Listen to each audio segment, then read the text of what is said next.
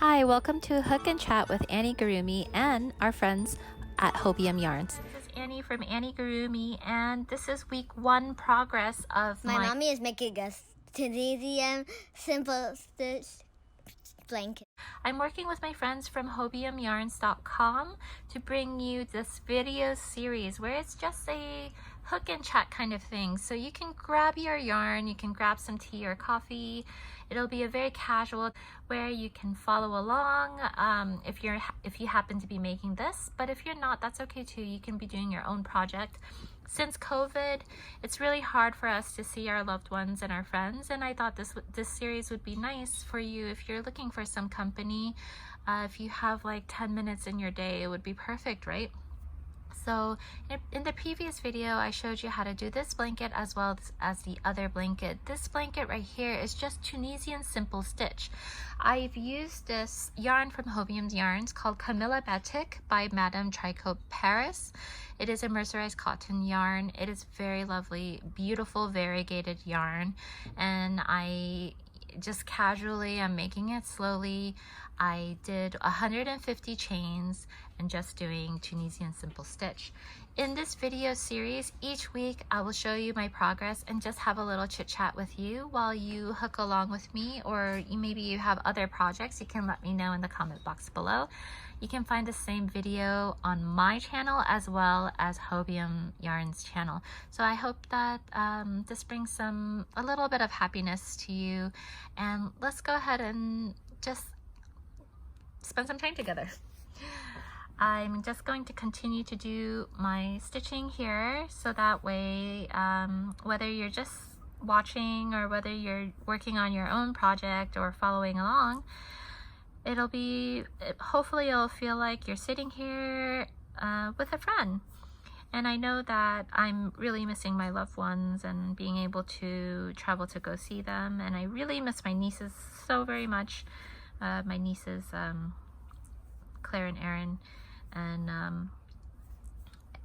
yeah, so actually this blanket idea came about because I made a few blankets for my son, and I wanted him to know that whenever he misses me, or whenever he's wrapped up in it, that he feels like that it's me hugging him, as well as you know, each stitch was made by me for him. And so this blanket idea came about a few weeks ago, where I just want to keep it simple, because to be honest, I want something where I can just sit there and just make it and not have to count anything.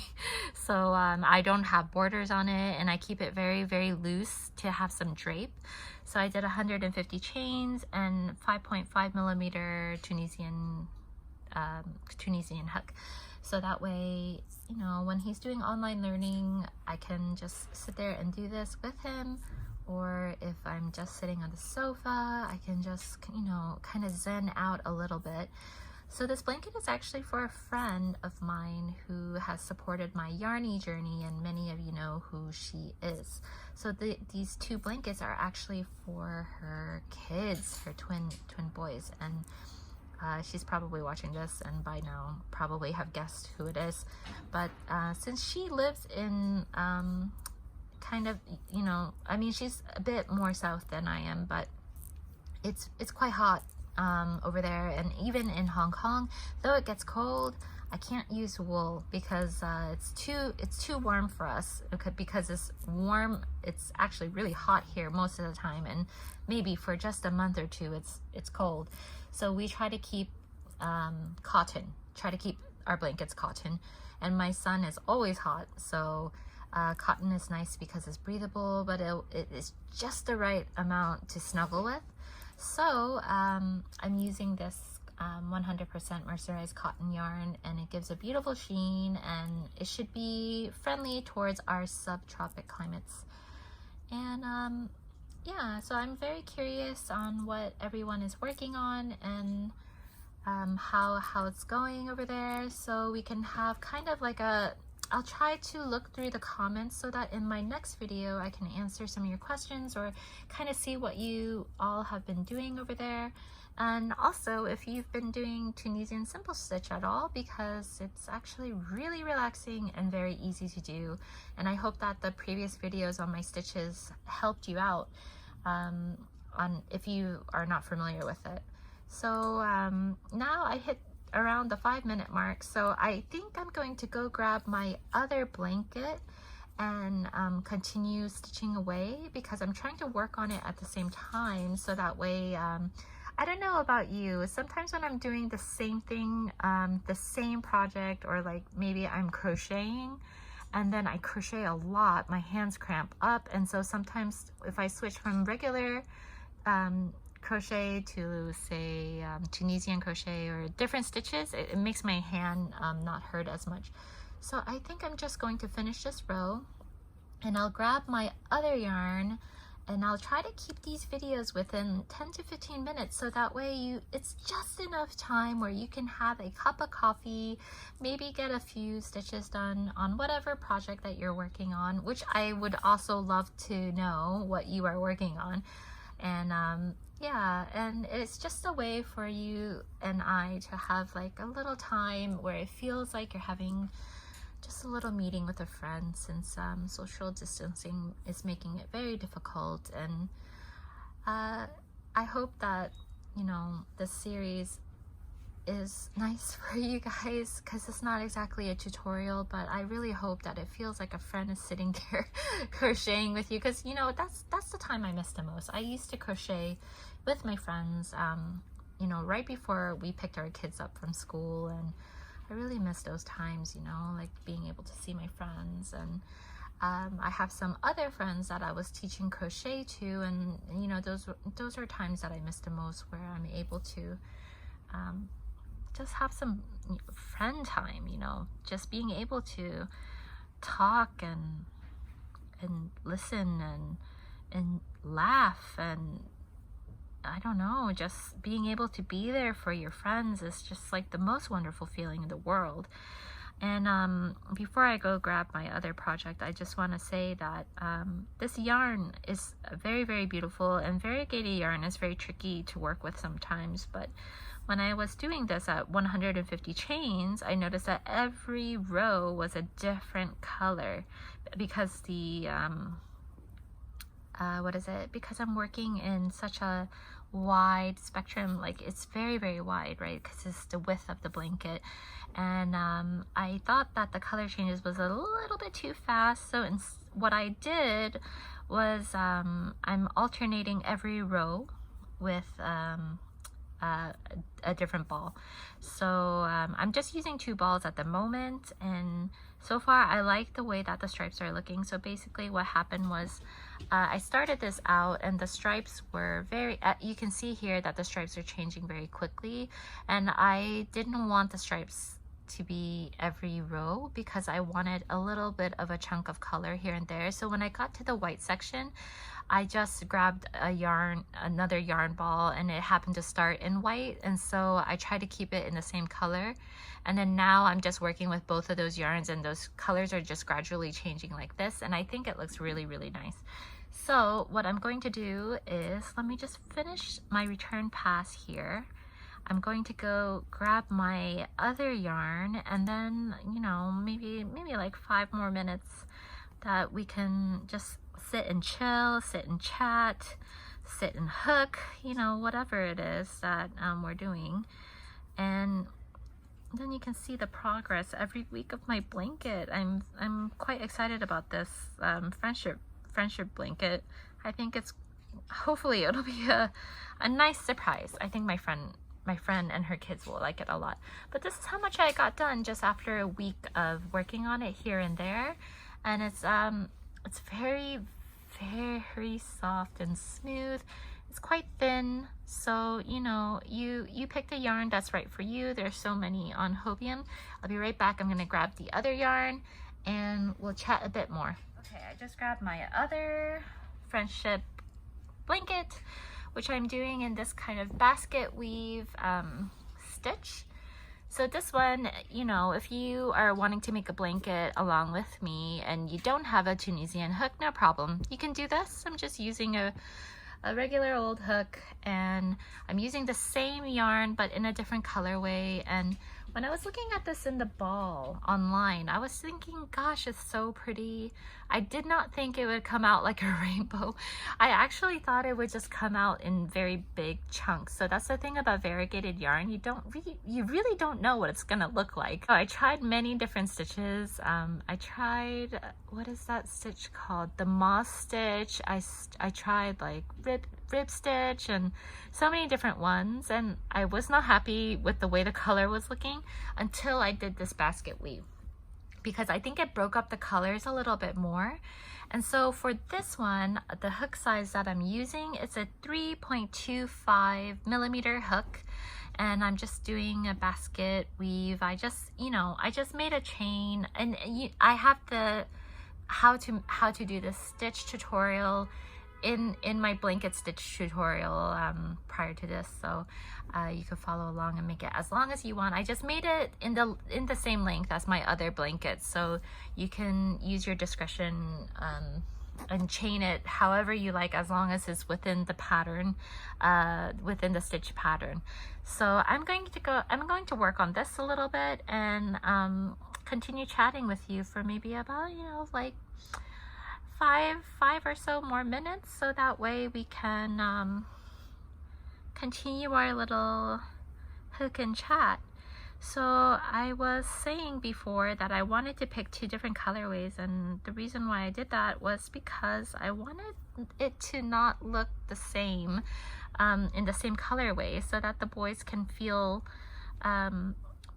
like they're having fun. You can pick the super colorful rainbow looking blanket, or you can pick like the soft and mellow vibe of the other blanket. Now this blanket is definitely a little bit thicker, but since it's cotton, I'm not really too worried that they will overheat, and they'll feel like a hug, which will be really, really nice.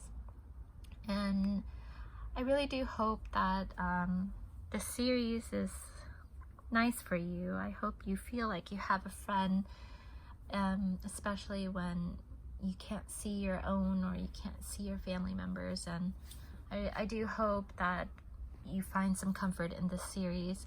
And also, please let me know in the comment box if you like this series, because if you don't, then maybe I have to adjust it a little bit, because I don't want it to be boring, but I thought it was a good idea because I miss my friends and I miss my family. So I know that I watch a lot of I listen to a lot of podcasts while I'm crocheting away or cooking and cleaning and things like that. So if this can provide some company, that would make me very happy for you, if it is something that you were enjoying.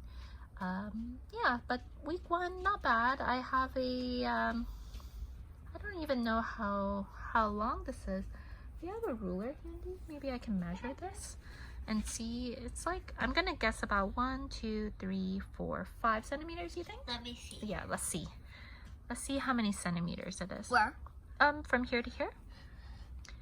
Oh my goodness, I'm totally wrong. Wait, the edge of this has to be here. Wow, I got 7 centimeters done on this one. How about this blanket? Let's see. How about this? I'm pretty sure it's the same. No, it's a lot more. You do it on camera so we can see. So this blanket so far, like 10 centimeters? 10.5 no, 11. 11 centimeters. So I'm making good progress here. And I've only been doing this for about a week. I'm trying to think what has been going on. I guess I can try to tell you guys some fun stories from what's been happening in my normal everyday life. But about a month ago, outside my window, there has been this, well, my friend Jamie came over, and the mother of thousands. Yeah, mother of thousands. There's this plant that's growing. And then it grows into mothers of millions. Yeah, And then it goes into mothers of billions. Can you hear my son? And then He knows the story. Of trillions and then billions and then I don't know. Okay, so basically we live in an apartment and we live pretty high up. And there's this little kind of outside of our window. We cannot leave our window because, you know, it's gated up and things like that because it's quite dangerous. And outside the window is kind of like, it looks like a flower bed, but it's actually quite low. I cannot reach it. And for the past, I don't know how many years, this plant has been growing and growing and growing and growing so tall. And I've been always wanting to get rid of it because it's just a really not attractive looking plant. And so when my friend Jamie came over, and we do not have visitors usually, and she's a very, very dear friend of mine, and she helps me so much with my patterns and editing and everything. And I mean, aside from that, she's just a really great friend. And I was telling her about it, and I said, oh, I have this plant outside my window, and it's just growing taller and taller, and it's very thick, and then it has I tried to kill it with vinegar.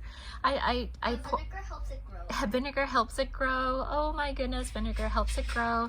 So basically, when I've been pouring vinegar on it for years and it hasn't been killing it, it ended up being a fertilizer, killing all the mold or whatever is on it, according to the internet. So anyway, I didn't know what kind of plant it was, and then I was telling Jamie about it, and I told her, hey, I'm trying to get rid of this plant and nothing is getting rid of it. And she is much more active than I am because I didn't even bother to look it up. When she looked it up, we found out it's called Mother of Thousands. It's like a horror movie of plants. And so basically what it is this plant that has roots, and then it has stems, and it grows a lot of leaves, and each leaves, like if this is the leaf, has little tiny leaves all the way around it, and then when those tiny leaves drops, those are the seeds. And so also it's like this, and these are the seeds. Yes, and then so basically I've been breeding this Mother of Thousands, and there are so many of them, and then she was just cracking up because she said, of course this would happen to you. All this weird stuff always happens to you, and only you. It really does. But it's never like dangerous things that happen to me. It's just like funny predicaments that I don't know why happens to me. Anyway, so she helped me put my arm through the little gates, and then we had the trash bag outside, and then I pulled it up by the roots, and then it was so big.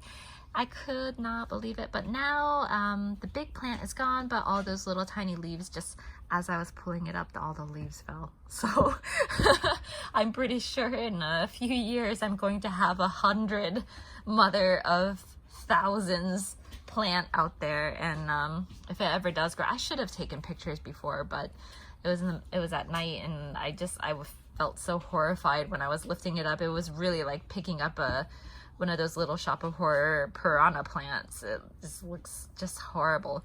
Anyway, I'm just gonna finish this row because, you know, I want to leave this video with that story here. But are any of you familiar with that plant? It's a very strange plant, I have to say. Of course you are. But I actually don't know how that even landed on our apartment. Why not anybody else's? We don't know if it's not on anybody else's, but anyway, it's a really funny story, and maybe it's only funny to me, but my friends think it's hilarious because funny things like that always happen to me. Very silly funny things. And yeah, anyway, I'm pretty sure in the next video I'll have like another story that I can tell you. But yeah, this basket weave one is also a really great one because it's another one of those things where I don't have to think too much about it until I need to do the change, you know, like when I need it to go in. These little boxes need to be, but it's actually really easy to tell. Yeah, I think it looks elegant. I think that's the main thing about my blankets that I like to make. I know that lots of people have these really intricate blankets, and you know, they're beautiful. They really are. They're really beautiful, but I want something where I don't have to count, and I don't need to really pay attention too much, like I'm able to talk or watch something or do something while I'm doing it. And so that's the main reason why I try to keep it simple, as well as I like keeping it simple because I like clean lines, and I like very simple clean lines because I think it looks really timeless and elegant. So I'm trying.